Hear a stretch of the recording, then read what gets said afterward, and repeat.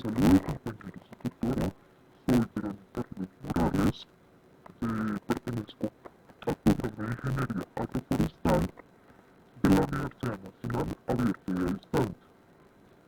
En el día de hoy presentaré un ejercicio del tema de sumatorias.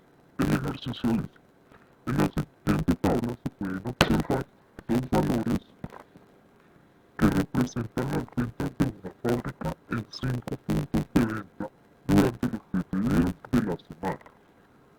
Aquí en la tabla podemos observar los 5 puntos de los 7 días de la semana. A mí me pregunto,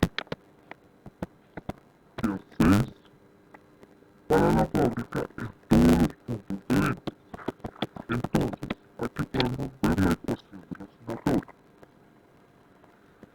Aquí estamos reemplazando los valores que vamos a operar, que es del punto 1 al 5.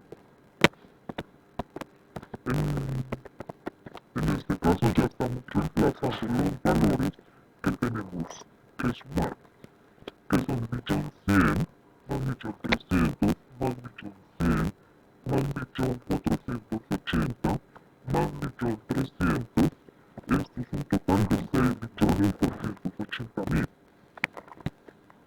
Para comprobar en la calculadora GeoGebra es muy sencillo, simplemente copiamos los valores a la calculadora de GeoGebra y que nos dará el resultado. Aquí podemos ver que nos arroja el mismo resultado, 6.280.000.